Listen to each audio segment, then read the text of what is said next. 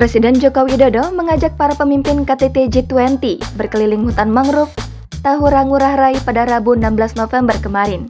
Dalam kesempatan itu, aksi Menteri Pekerjaan Umum dan Perumahan Rakyat atau PUPR, Basuki Hadimuljono, jadi fotografer dadakan pada kesempatan itu mencuri perhatian. Selain itu, pasukan Pas Pampres bersenjata sniper juga terekam kamera. Basuki yang sibuk jadi fotografer dadakan ini membuatnya jadi perbincangan di Twitter. Tagar Pak Bas juga trending di Twitter.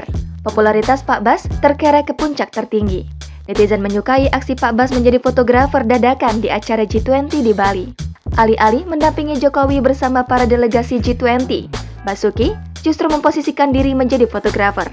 Pak Bas yang bersahaja terlihat serius menjalankan tugas sebagai mat kodak. Topi yang bertengger di kepala pun diputar 180 derajat agar lebih leluasa dalam mengoperasikan kamera. Sebuah kamera dengan lensa panjang seakan menempel pada tangan Pak Bas. Pak Bas pun bereaksi memotret para delegasi dan pemimpin negara anggota G20 yang tur ke Taman Hutan Raya Mangrove Ngurah Rai, Bali, Rabu siang. Presiden Jokowi mengajak tur para delegasi G20 dengan berjalan kaki, melihat kawasan hijau seluas 1.373 hektar, hingga melakukan penanaman bibit pohon mangrove di lokasi yang bertempat di pesisir selatan Teluk Benoa ini. Video yang viral di media sosial menunjukkan Basuki sibuk mengabadikan momen Jokowi berbincang dengan para delegasi G20 dalam kegiatan itu. Ia kerap mencari angle atau posisi demi mendapat hasil foto yang bervariasi.